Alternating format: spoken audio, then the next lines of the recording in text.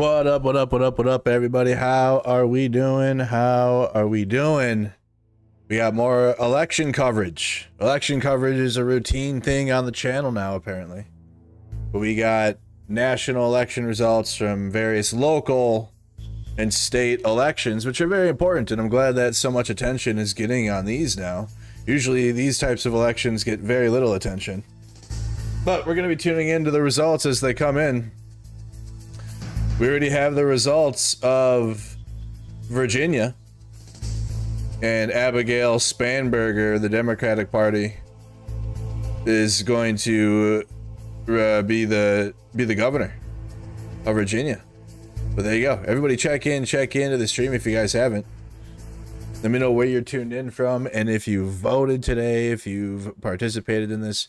We got various different elections are tracking at New York City, which those results won't come in for another 40 minutes. So we still have time. Or actually, the polls will close in 40 minutes. And then it'll be a while still until we find out anything from New York City. So I got that up, obviously.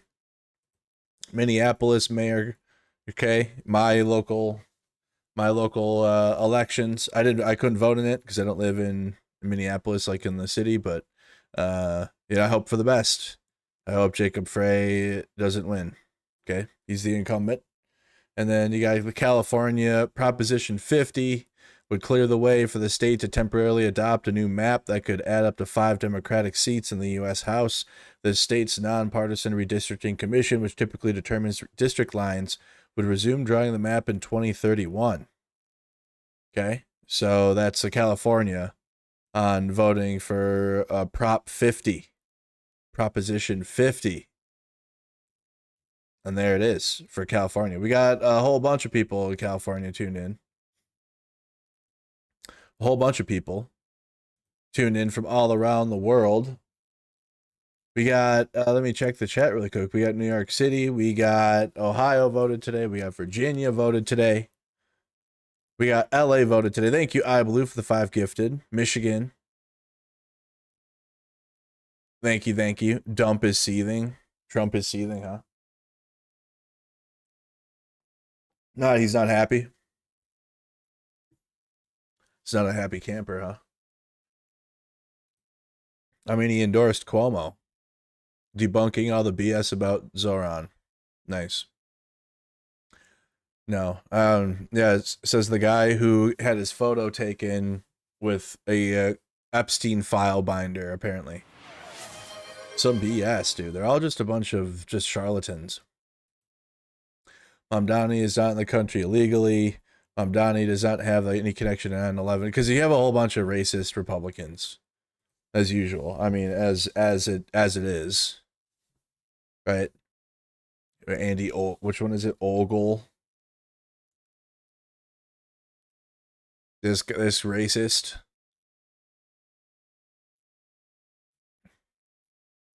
Posting like if he wins, this is Mamdani's home in Uganda.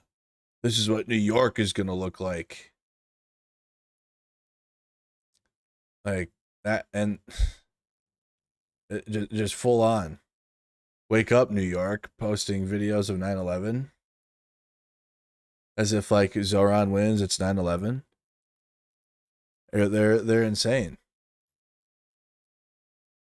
The Republicans are completely gone. Putting Mamdani with look, this is insane. Congress needs to return to investigating un-American activities.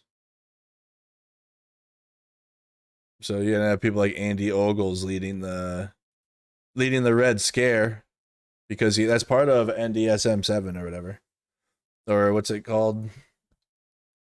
Ken wrote about it. Yeah, and no, NSPM7. Sorry. All right.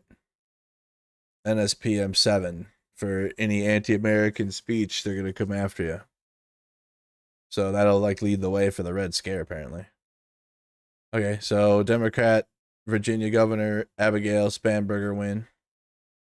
Counterterrorism NYPD unit stationed outside Zohran Mamdani's election event.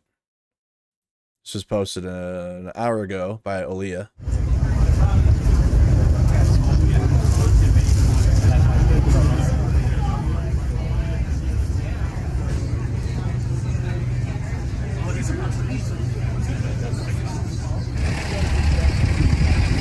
Thank you, iBlue, for the gifted tier 1 sub on Twitch.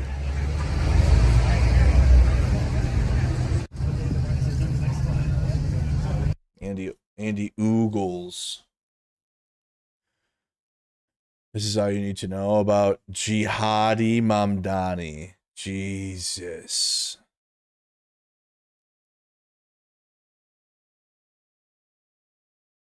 They're nuts.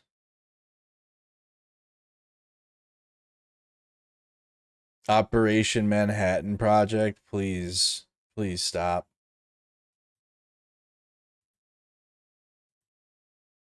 Republican candidate for U.S. Texas. He looks AI generated. Looks like a fish. Damn, dude. Just a bunch of bullshit.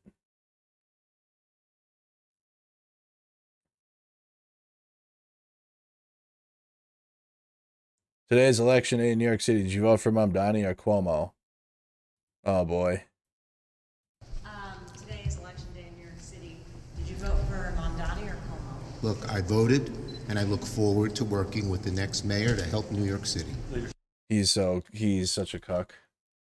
God, he's such a cuck. Oh my God, he's so bad. He's so bad at this. Today is election day in New York City. Did you vote for Mamdani or Cuomo? Look, I voted, and I look forward to working with the next mayor to help New York City. Oh. Oh. So weak. Polymarket gives Democrat Jay Jones 96% chance of victory in Virginia Attorney General. How's that going? We can check that one too. Virginia Attorney General race. Yeah, Jay Jones has a lead. Jay Jones has the lead over Jason Miyares. Listen, the MAGA and Trump are destroying the GOP like in anything now. And that's where I guess you could, the Democratic Party should focus, is the local and state elections, because you need to build a culture of people that care, and it's easier to do it at the local level and smaller levels and build it up from there. Got a big plane crash happening. We're posting about it, but I can't. We got the election coverage tonight. Yeah, it's bad stuff happening. Bad stuff. See what's going on with Aaliyah here. As we wait for the polls to close in just a little over a half hour. Also got AP with the feed up. AP News, you got Mamdani's live from New York. Oh, you're going to have... Oh, they're going to have Mehdi out there. Okay. Okay. That's cool. ABC's calling Lieutenant Governor now. That's a Spanberger rally.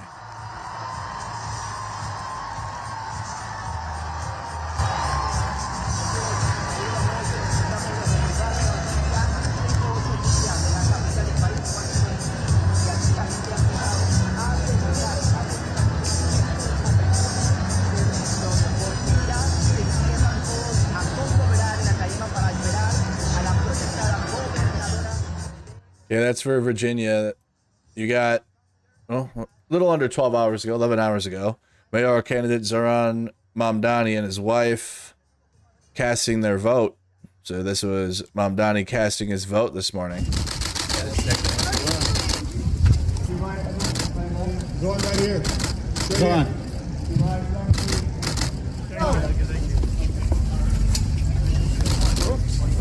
How are you? Good. Best candidate in the race. Sorry.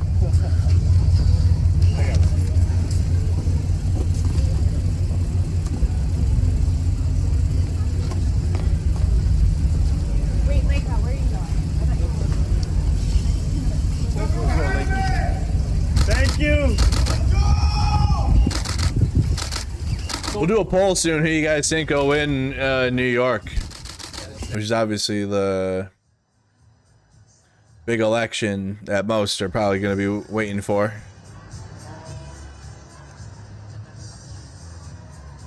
I hope Zohran wins. It was yesterday. Stand up, fight back! Stand up, fight back! This is what Democracy looks like! Okay, we're almost there, guys. I need you. Careful now. Let's make some space, you guys. Officially, we're in Manhattan.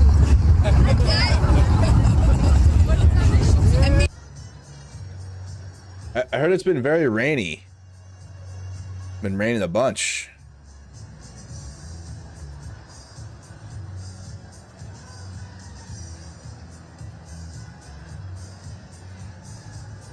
Hashmi wins Virginia lieutenant governor. Democratic flip.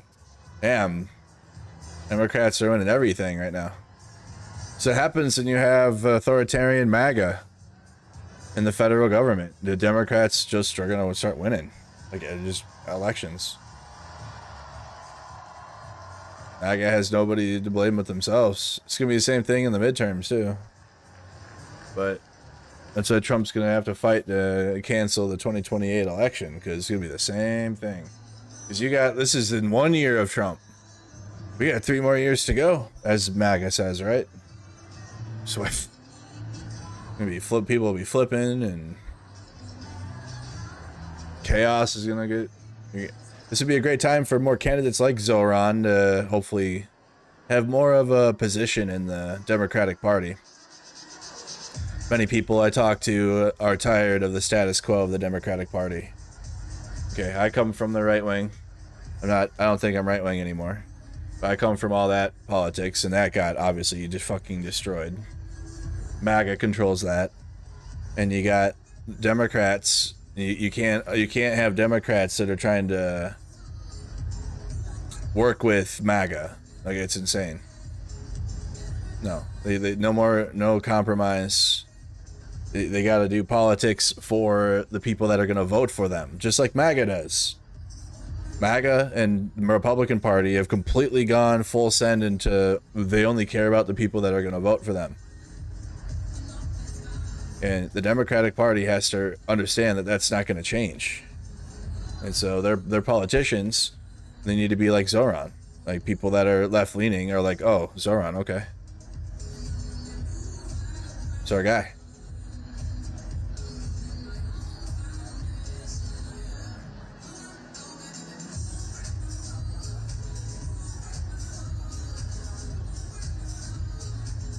Well, I mean, who really does? I don't care about polls. Polls are irrelevant.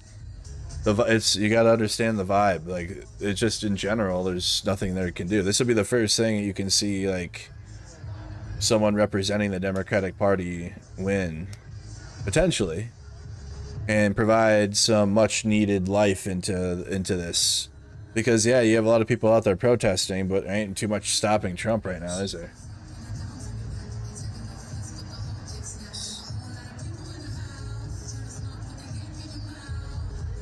Hello, hello, hello, Ablu. Be interesting to see Minneapolis mayor. There's always some, like, hype about other candidates, but and then Jacob Fry wins.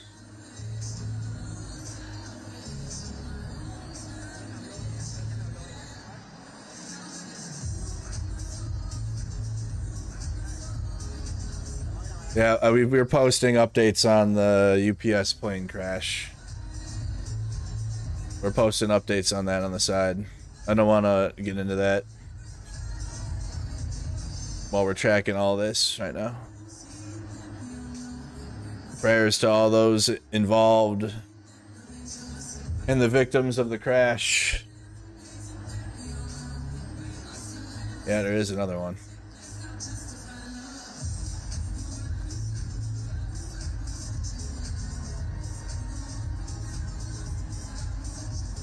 Jay Jones is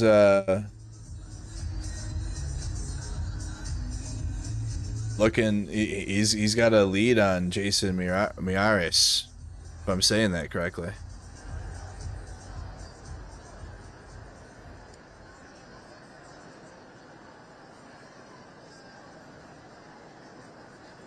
Joined by the next First Family of Virginia, please welcome the Governor-elect of the Commonwealth of Virginia, Abigail Spanberger. Who voted in Virginia today?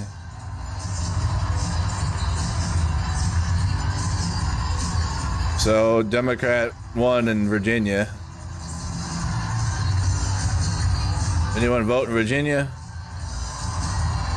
You got a lot of federal employees that live there. You got a lot of people that are like getting directly affected by Trump. How much did she win by?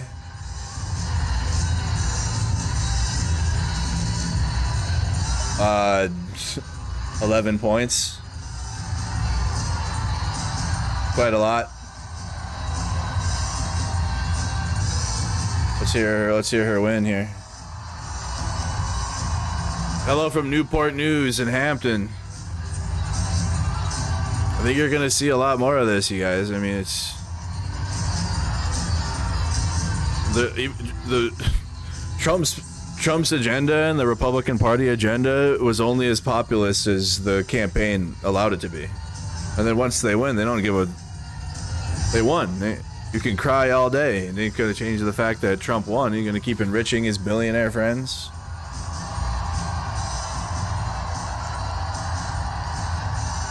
Hiding the Epstein files.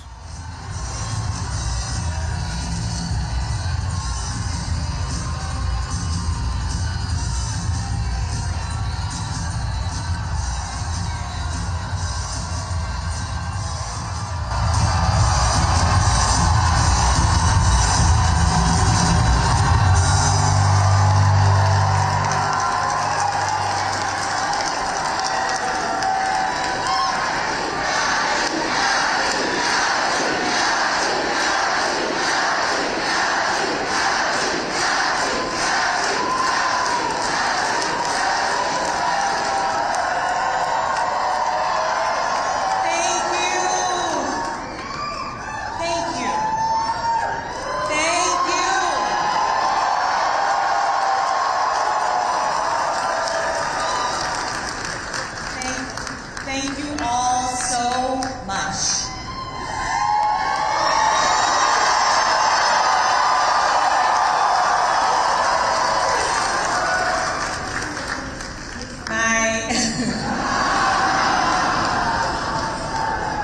My fellow Virginians,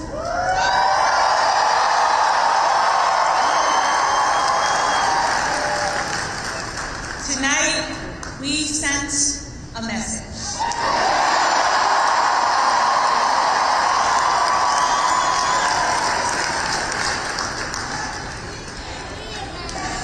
We sent a message to every corner of the Commonwealth. A message to our neighbors and our fellow Americans of Oh, way better audio. the country. Appreciate that. We sent a message to the whole world that in 2025, Virginia chose pragmatism over partisanship. We chose our Commonwealth over chaos.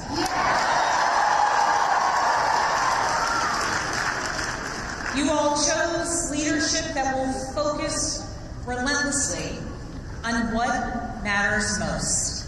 Lowering costs, keeping our communities safe, and strengthening our economy for every Virginian. Mickey Sherrill. Leadership that Please. will focus on problem solving, not stoking division. We chose leadership that will always put Virginia first. Looks like Democrats gonna win New Jersey as well. Yeah, this is live. Yep, all right now. And Virginia, I cannot wait to get to work for you. Live right now.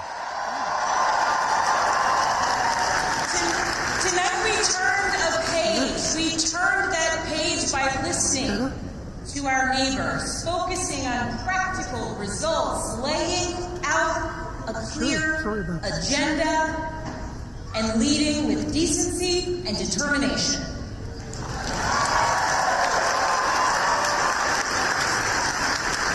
To everyone who helped us achieve this win, from the bottom of my heart, I thank you.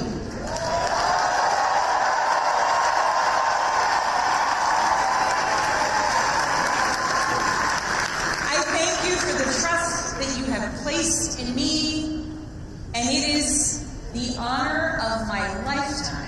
I want Mamdani to win so bad, you guys. I'm not even playing. Yo, of all these, I'm glad that the Democrats are doing good, but I want Mamdani to win, bro. That's the one. That's the one. That's the one. I'm glad though. This is all great. This is like dressing to like my main course of like I want Mamdani to win I would like to thank later on. my opponent. This is all great though. Race, the lieutenant.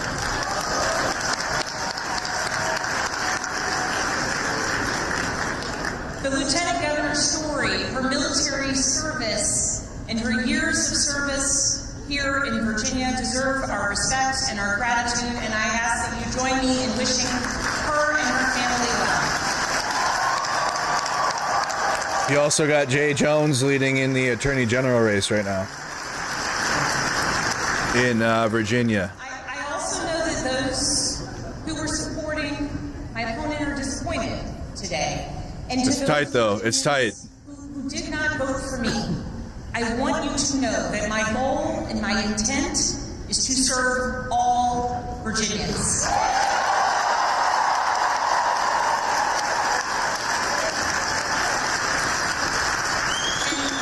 And that means that I will listen to you, I will work for you and with you. That is the approach that I've taken throughout my entire career. I have worked with anyone and everyone, regardless of political party, to deliver results for the people that I serve. And that's because I believe in this idea that there is so much more that unites us as Virginians and as Americans than divides us. Is she the first ever female governor in Virginia? That's a pretty big deal for Virginia. I know in my heart that we can unite Virginia's future, and we can set an example for the rest of the nation. I mean, historically speaking, yeah. Because that's where the birthplace of the... Understood this from the very beginning. They didn't choose to call Virginia a Commonwealth by accident. They chose it to signify that our government Oh, wait till she's done. is based on the power of the people united for a common good. Not for a political party, not for a president, not for a monarch, but for a common good, together. And tonight, Virginia proved that that tradition is alive and well. We are still a commonwealth in every sense of the word.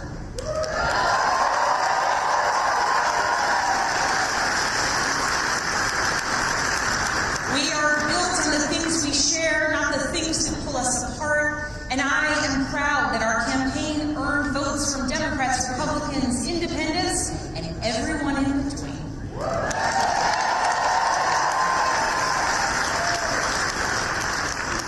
That's the Virginia I know, that's the Virginia I love, and that's the Virginia I will have the honor of serving as our next governor.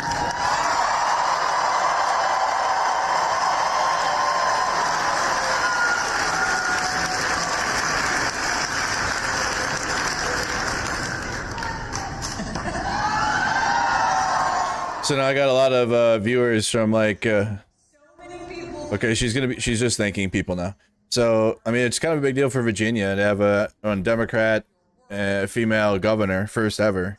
It's the birthplace and heart of the Confederacy from back, like, historically. When the Civil War began, Richmond, Virginia became the Confederate capital, and Virginia contributed most to the troops of any Confederate state, over 150,000 men. Many of the war's most important battles, which was Bull Run, Fredericksburg, Chancellorsville, Petersburg, and Appomattox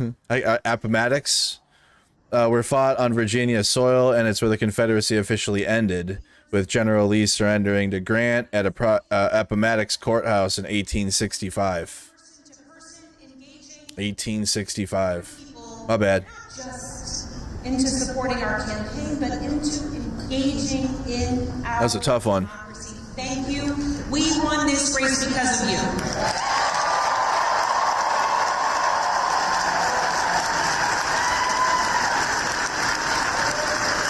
To our campaign team, you're the best in the country.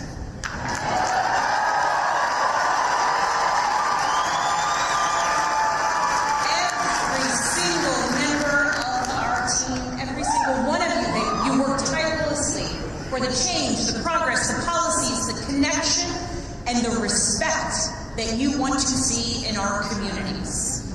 Thank you for working so hard. Thank you for giving people hope. Thank you for knocking on doors in the sweltering heat. Thank you for showing kindness. Thank you for showing up in every corner of Virginia. Thank you for diving deep on policy. Thank you for capturing moments and the essence of our campaign. Thank you for reaching voters everywhere. And thank you for believing that Virginia could and would send a hopeful and joyful message tonight.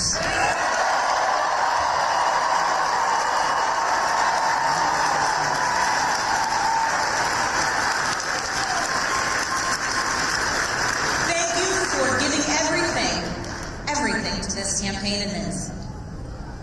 And thank you to my family.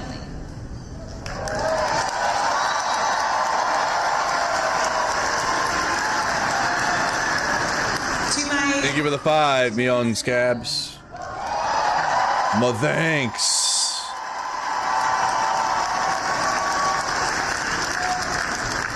My partner in everything, I love you with my whole heart.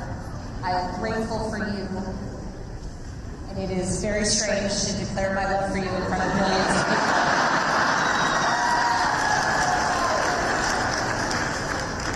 But every adventure we have ever been on has been worth it because you have been by my side. I love you. I'm grateful for you. And I cannot wait to see what the next couple years bring.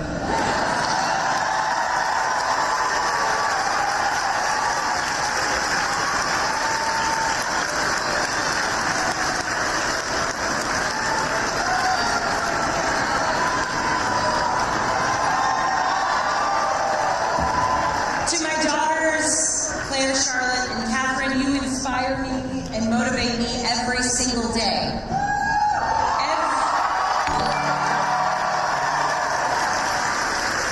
Everything I do to build a better future for you and for all of Virginia's children, and I am so proud of you every single day. I am lucky to be your mother.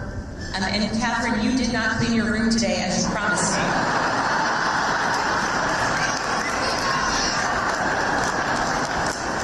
She's working on it. If I was working on it, we wouldn't have won this election, okay?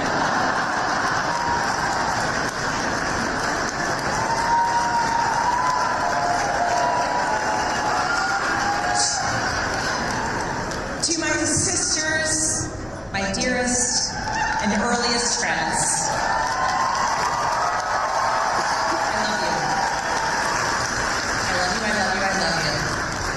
to my friends who have traveled from around the world to be here with me today,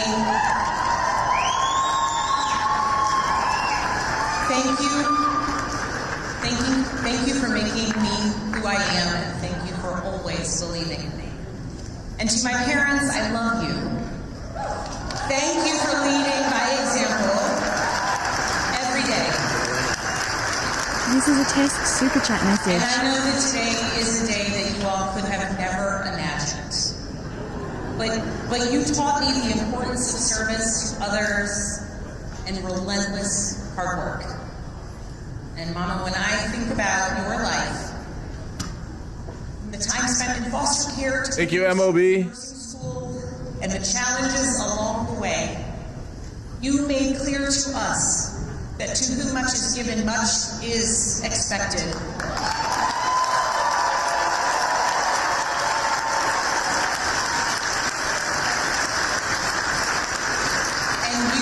You have given me so much, one of your own struggles and your own challenges, and I know much is expected.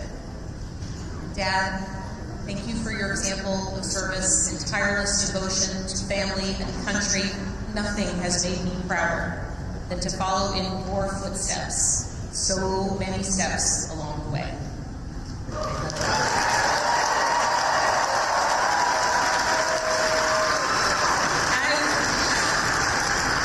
I've talked a lot throughout this campaign about the importance of service and how it's shaped my life and my approach to public office, and that all came from my parents. But this commitment to service, it is not unique to my family. It's ingrained in so many of Virginia's families. It is part of Virginia's story. Here in Virginia, this is where Kevin has American become a democracy member. was born, and This is a where test YouTube we are membership. still working to perfect it today, where James Madison built the framework for our Constitution to protect us from tyranny, where Washington and Jefferson fought to establish a government of, by, and for the people. It is also the place where Barbara Johns, a 16-year-old student from Farmville,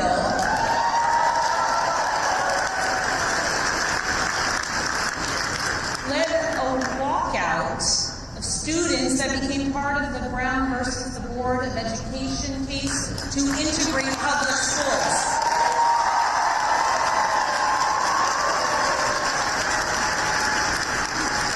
Barbara Johns never gave up, and she showed us that no matter your age, you can be part of the change and the progress that you want to see here in Virginia and across the nation. We are a nation founded on ideas, but we are a country where it is up to us, the citizens, who must put those ideas into action. It is us, the citizens, who work to make the change and progress and build upon the foundations laid out for so many years. And Virginia, now it is our time to lead. Tonight, it's hard not to reflect on the nearly 2-year journey that we've taken together on this campaign. Jay Jones is still leading in the Attorney General. Years ago, Adam said to our daughters, "Your mom's going to be the governor of Virginia."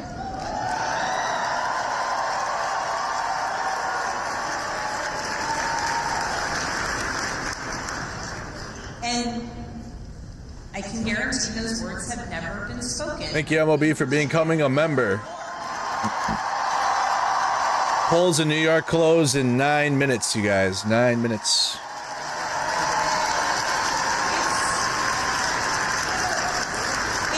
It's a big deal that the girls and the young women I have met along the campaign trail now know with certainty that they can achieve anything. It's a big deal to the women older than I am who forged the path, dreams, hard work, and in a belief that change and progress would be possible so that so many of us could follow in their footsteps. Thank you, FM, for the gifted. Any role in any challenge. It goes to Hutch. Virginia is making tonight, it is yours. And I thank those who have come before me, and Mary Sue Terry in particular.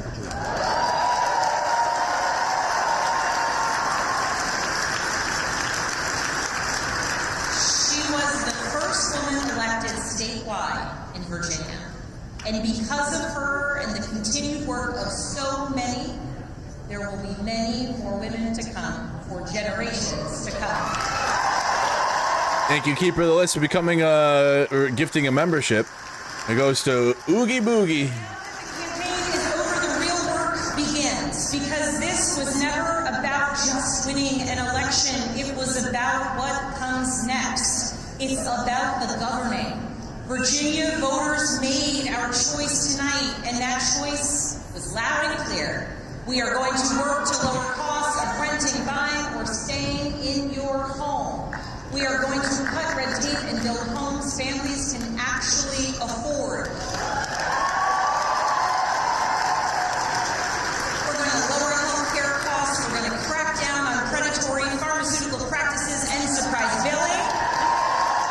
Texas Democrat wins. Oh wow, is it a clean sweep tonight? And we're going to produce more energy, and we are going to lower costs, and we're going to do it by producing more energy here in Virginia. Jay Jones is a projected winner Utility users in Virginia. that they pay their fair share. MLB with the gifted, thank you. Jen Carlson with the gifted. By investing in apprenticeships and job training of the future. We're going to leverage AI and cutting-edge manufacturing to bring more capital investment into our Commonwealth. We are going to take politics out of our schools. We're going to make sure that teachers are well paid and well respected.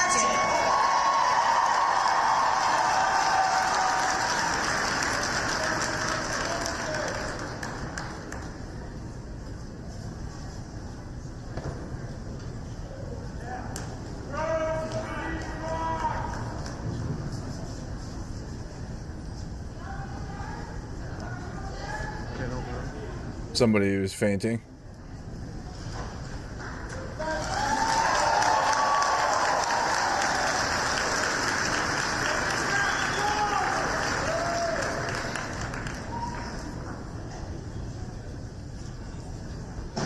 Thank you, Marilyn Krieger, for the 5 gifted.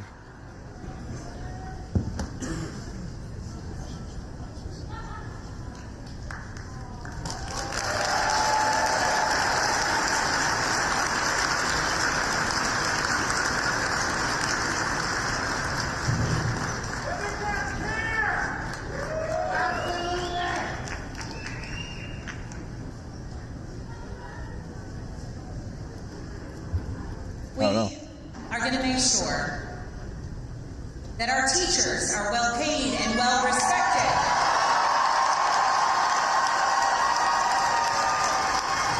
So that our students can focus on actually learning and so that parents know that their children will succeed. And we are going to make our communities safer by providing the training, pay, and support. Okay, well, you got Democratic Governor Spanberger, who won the race. You got Attorney General Jay Jones is a projected winner for the Attorney General. Texas House runoff seat goes to Christian Menefee, another Democrat. That work begins. So as we I haven't seen an election where a Republican has won yet, I want to be or anyone else. about a couple things. First, Virginia is the only state in the South that hasn't Polls close in 3 minutes in New York. Polls close in 3 minutes. since the Dobbs decision, and under my watch, it will stay that way.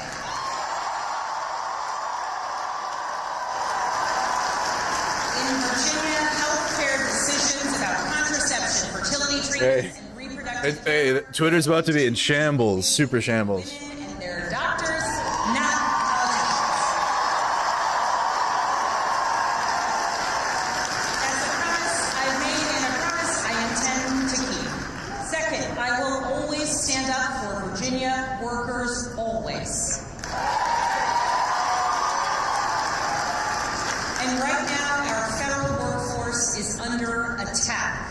And the chaos coming out of Washington is killing Virginia jobs and creating economic uncertainty for tens of thousands of families.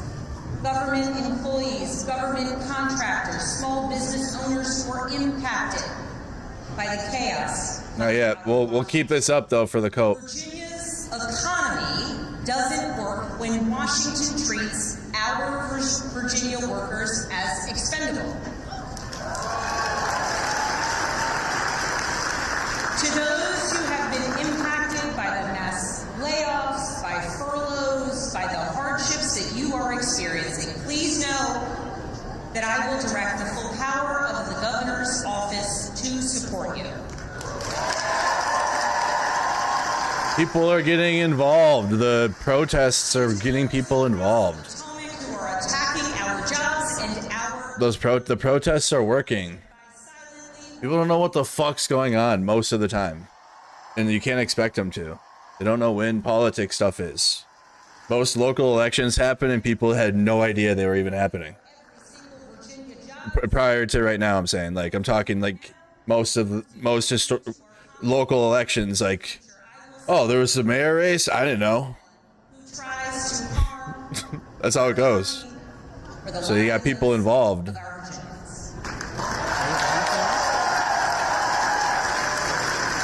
governor, my job will be to put Virginia first, full stop. And We got Proposition 50. Nothing yet for that one. Republicans and Democrats and our president to make real progress on bringing this. Polls close in New York City in like a minute. Polls are about to close, moments away. Don't have any numbers coming in yet. Vote in our poll. Who will win? Vote in our poll. Who will win? New York. I'm walking here. I'm voting here. So far, it's a blue wave. You got a Democratic Party sweep right now. I know the list of challenges that we are facing is long, but I also know that the only way we're going to solve these problems is by tackling them together. Democrats, Republicans, Independents, all of us. Because Polls are closed.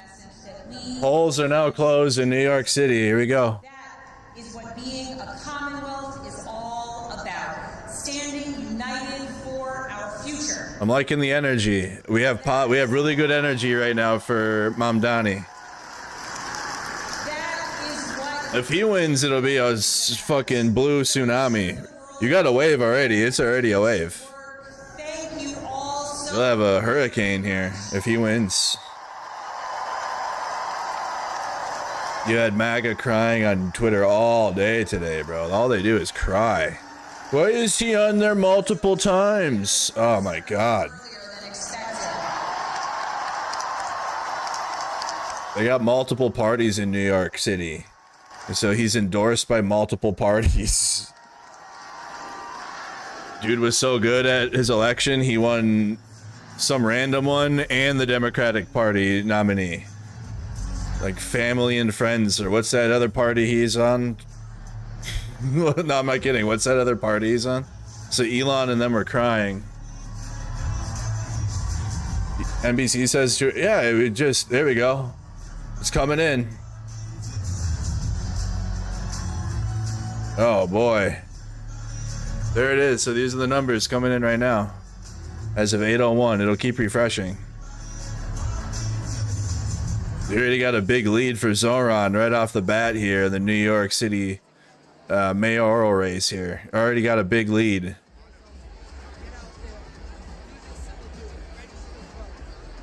Just put the sound on Mamdani thing. I'm gonna keep refreshing. No, it'll keep. I bet you it'll update every minute. It'll update itself.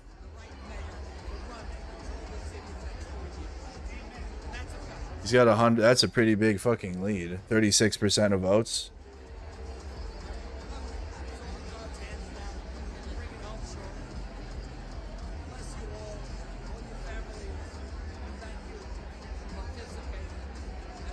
Okay, 8:02 p.m. So you got 51% in. I don't want to. It's looking good already.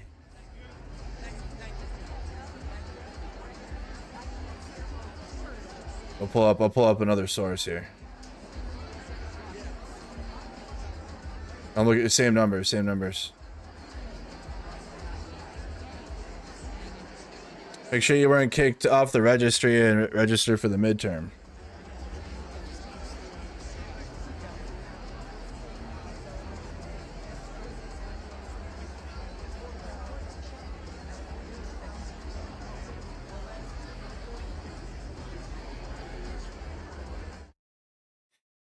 Okay, so we're looking at the New York City mayoral race. This is an election night 2020. What is that?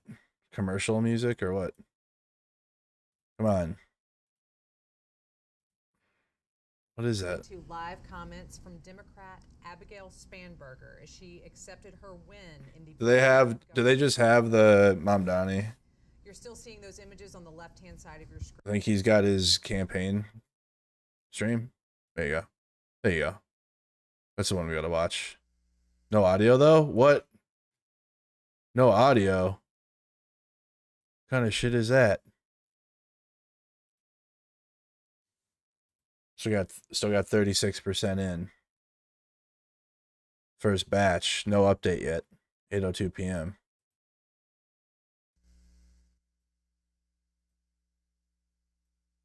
I don't want to sit in dead silence.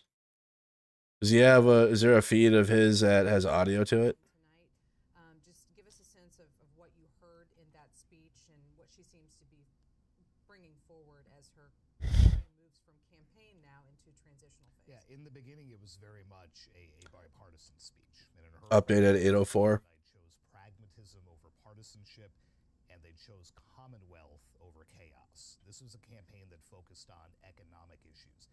Virginia's been badly hurt by a lot of Trump policies, and the government. Way too early to call. Check New Jersey. New Jersey's Democrat one. Was the strategy that helped her win? That may be a strategy that other Democrats look to adopt in the midterms next year, and if so, Democrat one, New Jersey. For Republicans, because Donald Trump to this point has not been able to deliver that economic turnaround he promised.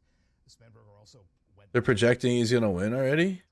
2018, when Democrats took the House majority with more of a centrist message.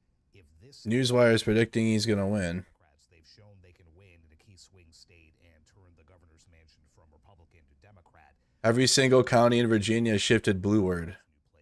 It's always been interesting, especially in these campaigns that we're watching, this gubernatorial contest and the New Jersey race as well, to watch those Democratic candidates and the messages that they're testing out.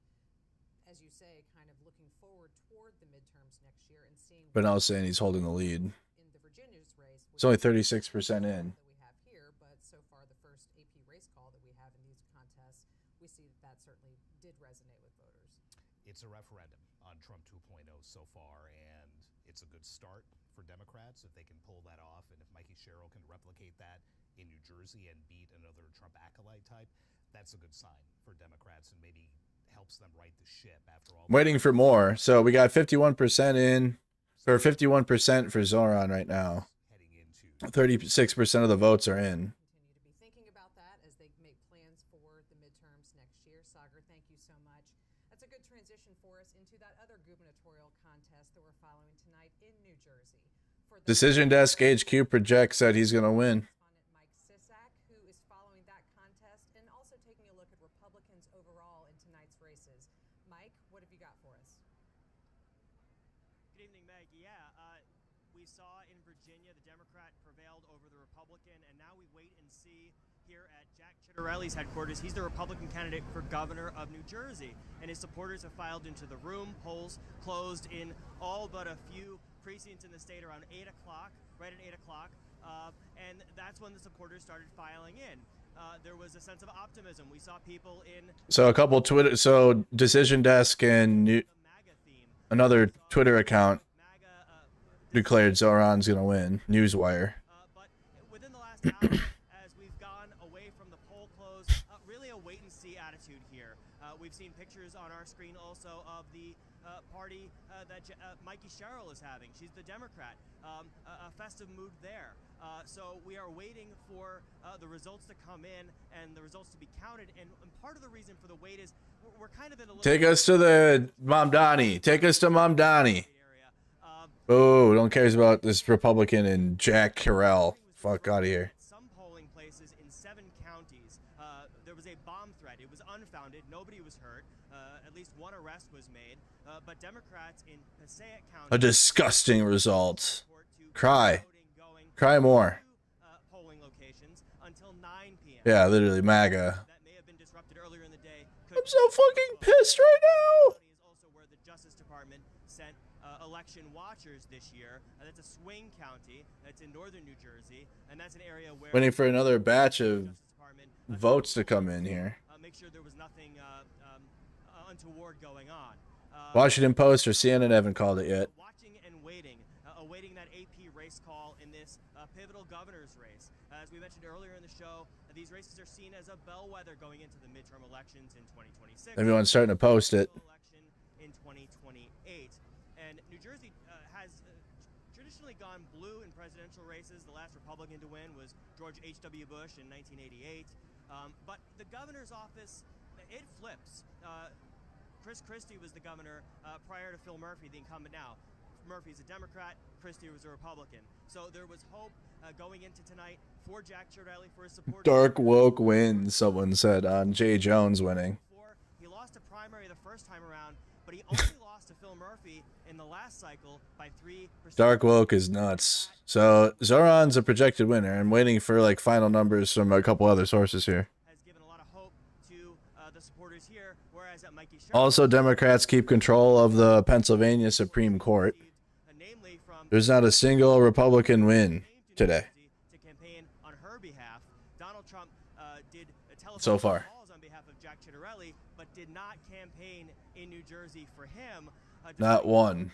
Where we are right now, the Bridgewater Marriott, the headquarters for his campaign, a mere 7 miles or so from Trump's. And waiting for AP. So these are AP numbers too. Some of his summer months. Thank you, Mike, for bringing us all that information from there on the ground in New Jersey. Too much information. Back in on that race as we go through this evening. Mike reminds us that polls have been closed for a while there in New Jersey.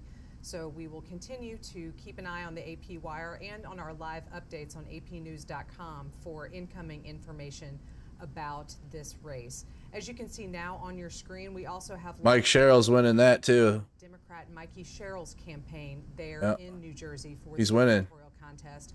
On the right-hand side of your screen, we continue to have more pictures coming into us live from New York City, where we're following results in that mayoral contest. So, Sagar, as Mike was just reminding us about the Another batch of votes came in, 38%. as it's happened, we saw former President Barack Obama. He's got an 11-point lead. For the Democratic candidate there, as well as in Virginia, like we talked about before. President Donald Trump mentioning Jack Ciattarelli and doing these Jack Ciattarelli. events for She. My bad. in these first round of contests after Trump's return to the White House, kind of the midway point between now. It's at 38% for New York City right now. Read anything into the president's decision, or maybe lack of a decision to really be involved so much in these campaigns? There's been some talk around the White House that he did not want to essentially tie himself to any candidates. There have been other ultra-conservatives, arch-conservatives who have begged for his support, whom he has backed, and they have in turn lost. And you know how much this president dislikes that. Compared to Winsome Earl-Sears in Virginia, when he didn't even say her name or endorse her, he has been,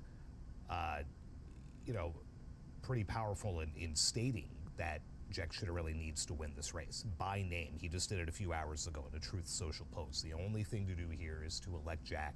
Jack will be great. Jack knows a lot about energy. I mean, very effusive praise. And he did come out. So we have decision desk that came out that said Zohran's the winner, but I'm waiting for AP and CNN. That's usually not the kind of thing that Donald Trump forgives, but Right. he did in this case. That gives you a sense of the stakes for Republicans here. But it is interesting, with his trips to New Jersey, to his golf club, with his trips to another golf club in Virginia, he didn't set foot in either of those two states to campaign for the GOP candidates. Right. And whether that played a role here or not, one of the two has now gone to the Democrats.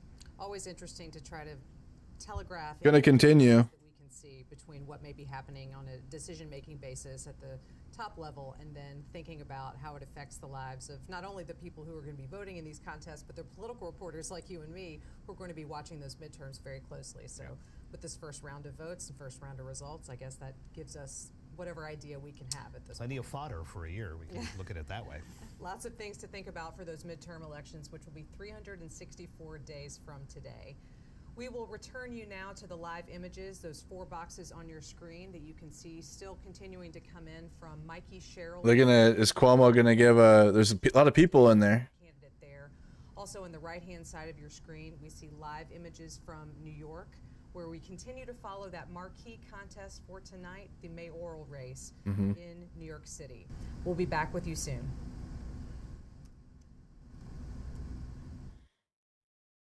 Is it? Just play Zohran's campaign. Just play Zohran's campaign party. His campaign rally. So we're at 38% of votes are counted. We're looking at 51% for Zohran. Or 436,535 votes. It was just updated 2 minutes ago. CNN with the similar numbers. New Jersey race. Mickey Sherrill leading there. And you got Zohran as a projected winner from Decision Desk HQ already.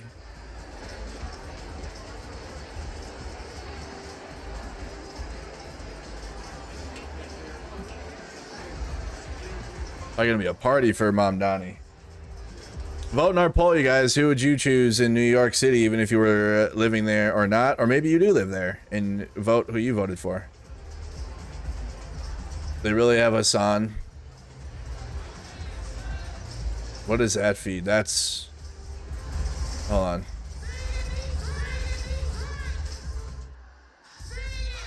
They're out there. They have bad connection though, or what? Their connection's really bad.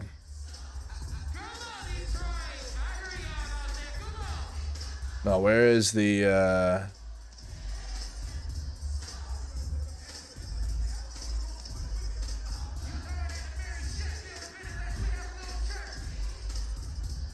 yeah, election night watch party. There we go.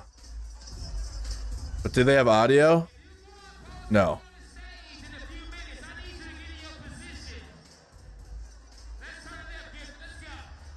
%43% are in now. 50%. He's up 10%.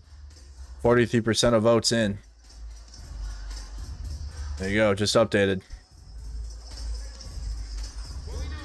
Just updated.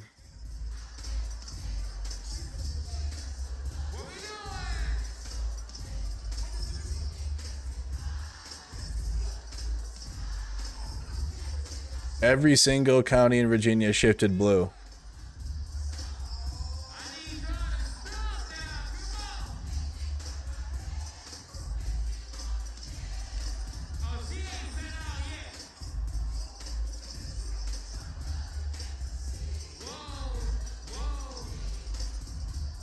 Another DSA candidate won in Atlanta.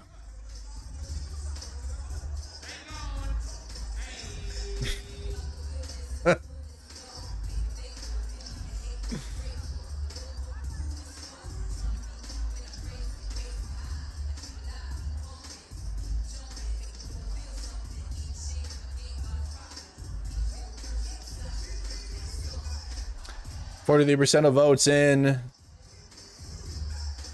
Zohran has been called the winner by the news desk or the decision desk HQ. Projected winner. Nothing official yet though.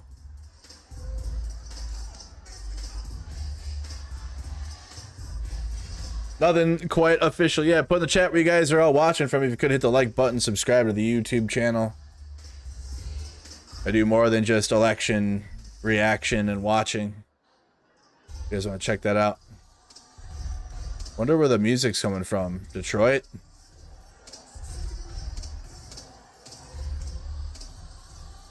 So that's going. Detroit mayoral race. No party. Mary Sheffield. Okay. Mary dominated. Okay, so that's for Detroit.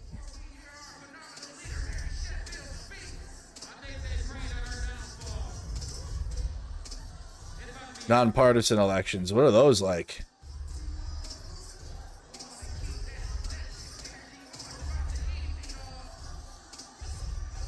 Hello from gerrymandered Missouri. Let's go California Prop 50, you said. We're also tracking that too. No numbers have came in from Prop 50. No numbers from Prop 50 yet.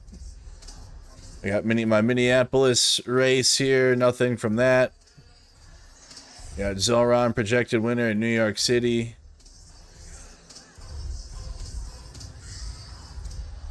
New Jersey governor race. Looks like the Democratic candidate is gonna win.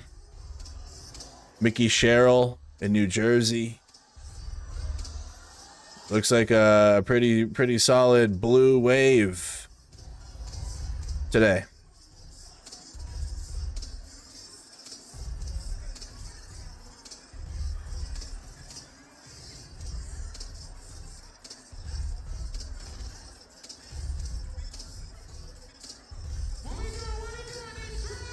Talking about a tsunami. DSA is Democratic Socialists of America.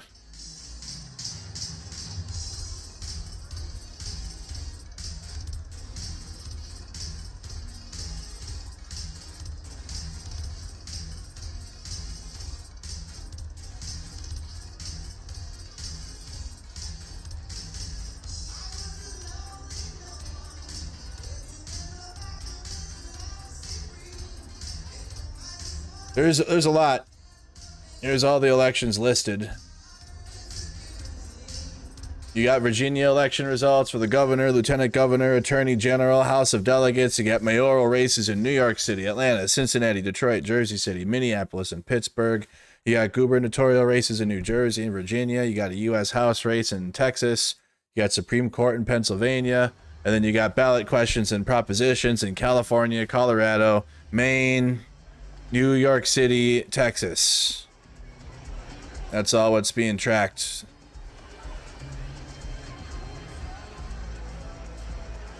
And for almost, I mean, all of these races that have a like Democrat or Republican, the Democratic candidate is winning. There's a Cuomo watch party.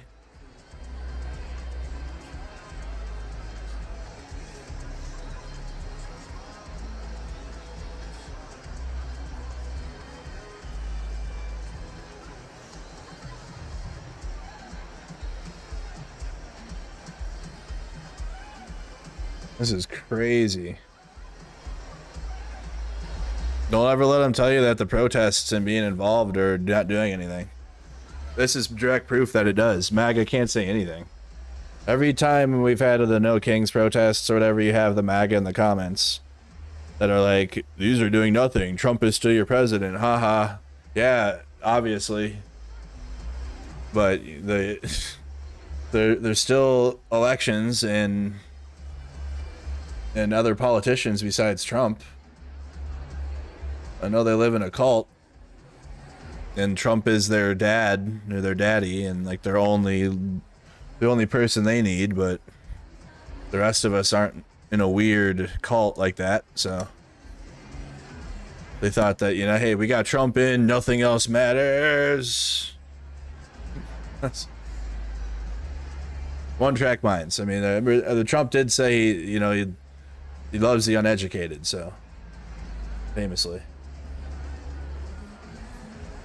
52% of votes in. He's still got almost 100K lead. 52% in. He's gonna win this thing. Yeah, Zohran's gonna win this thing. And this better be the standard for all Democratic Party candidates. They need to build a culture of it. That's what MAGA did. MAGA fisted their fascist culture. So if you want actual progressive policies, you got to get these types of politicians in. You said you can't believe all those people voted for. They had a lot of Republicans voted for Cuomo. There was a big There's a big push for people to go out and vote for Cuomo from here. I mean, just look. This is who was out influencing for Cuomo.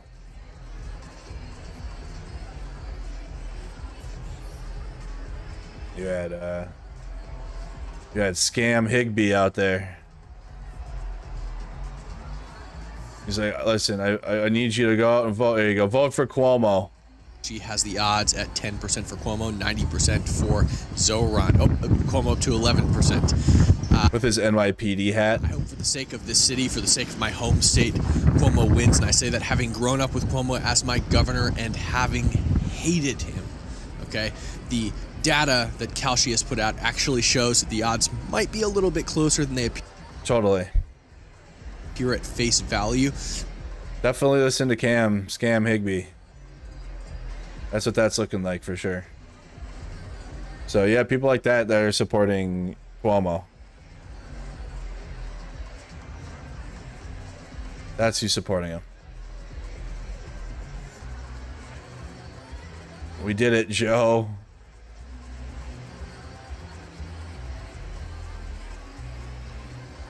We did it. Zohran Mamdani is projected to win the race for New York City mayor.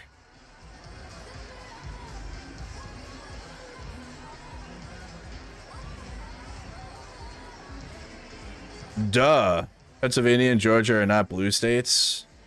They're battleground. On the table with you. Thanks for having me. The Democrats are going to spin this. This is a referendum on Trump. It is. It is. Of course it is. Why would it not be, Jesse? Say the quiet part out loud. I mean, these are all blue states. Duh. Is it? So, Cope. The cope is delicious. Yeah, Georgia and Pennsylvania, famously blue states only, for sure. Just absolute blue states. What an idiot. Didn't that guy get paid millions of dollars to do this? Guy's a millionaire to do political stuff, and yeah, the blue strongholds of Georgia and Pennsylvania. They're mad as hell. Mickey, so they just called it in New Jersey. I'm just seeing it on the screen. Mickey Sherrill in New Jersey is gonna win governor. MAGA mad. They're wearing MAGA hats in there. Look at. How are you gonna win an election when your whole shit is like sucking Trump's asshole? If you're a Republican and you're running, you have to have Trump's nutsack on your chin the whole time. And you got his little acolytes in your shit. Can't even run your own campaign. You gotta have Trump. You got they're wearing MAGA hats in his just Jack Citarelli's campaign. It's not gonna work. So we're likely gonna hear from Mickey Sherrill next then. 60% in for New York City. 60% of the votes in. Oh boy, I'm getting a joint ready, dude. I'm sparking a joint for Zohran. This is le epic. Chat, honestly, if I would have been, when I was younger, if I would have been more exposed to Bernie Sanders' style of politics and more of that, I probably would have, like... From the Associated Press, this is an election. I probably wouldn't have been Republican that much longer. Washington, here is Meg Kennard. And I'm being serious. There is a lot. I said this before. Alert that has just moved on the AP wire. The Associated Press has determined that Democrat Mikey Sherrill has been elected as governor of New Jersey. Big W. The four-term U.S. Big W. Another one. Rising consumer costs and blasted President Donald Trump for failing to reduce prices as he had Ha ha ha. 2024 campaign. Joining me to talk a little bit about It's starting. Ha ha ha. Just remind us kind of how we got to this point. And, MAGA, you fucked up. Ha ha ha. Yeah, like Abigail's. Another one.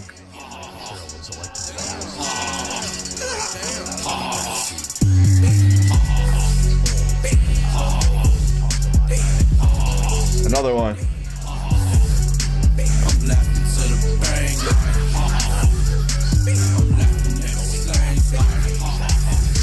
Overall affordability. These were issues. Another one. Hammered in a state that has some of the highest. No. In the country, and that again, like in Virginia. No. Seem to have appealed. Mamdani's next. Now the third Mamdani next. Democratic win in a gubernatorial election. Say it again. Murphy won back-to-back terms.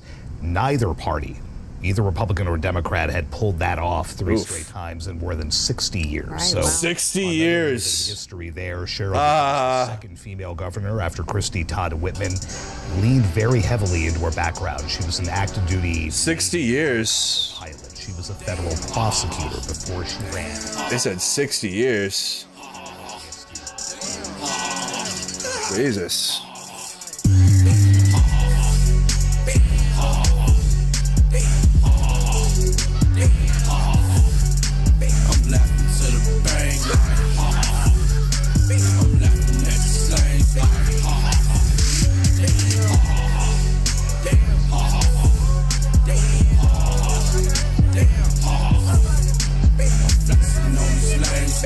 Ha ha ha.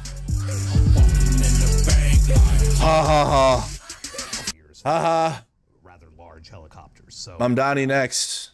60%. playbook that has worked so far for Democrats. 2 for 2. That approval rating is going to go up now. And then what's MAGA going to say? Analysis of the Democratic side of things. The approval rating will go up because people will be hyped that there's winning. That's what's good. That's fucking. It's not that hard. Democrats took a fat L last year. Approval rating down. This is gonna like skyrocket the approval rating. They'll be like, oh, Democrats good again. We're winning. There's wins. That's what winning's like. Winning feels good. Mikey Sherrill's headquarters, the Democrat. But it's not hard though when Trump is acting like he's acting, and you got the Republican Party acting how they're acting. He's the Republican who has lost his 3rd bid Damn. to be governor of New Jersey. You should stop running. Lost in a primary. You're so bad at this. Lost to Phil Murphy, the incumbent now, by 3 percentage points back in 2021, and is now lost to Mikey Sherrill. I gotta get this Mamdani. No, this Cuomo pack. He is expected to speak at some point. I'm gonna smoke on this Cuomo. In Bridgewater, right New here. Jersey. But already you have some glum faces in the crowd. People Glum. They're mad. Results. Looking at the race call from the AP and other news organizations. And you have what was They're mad. actually a festive mood turning quite dour. Oof, damn. Still trying to make the most of it, conversing with friends, having some drinks, and waiting to hear Coping. from Jack Ciattarelli. Yeah, what is he gonna say? It was stolen. So inevitably the questions They stole it from us. about what went wrong. We've What seen, went wrong? on social media already people questioning the Trump went wrong. of President Donald Trump not to campaign for Jack Ciattarelli in New Jersey, while others have pointed out that You're not gonna waste his time with that. in his campaigns for governor, and that Trump doesn't care about it. He don't give a fuck. He just wants billionaires. referendum on the candidates in this race. And as you mentioned, Mikey Sherrill is popular. She has been elected to Congress several times, and she flipped a Republican stronghold when she won that race in 2018.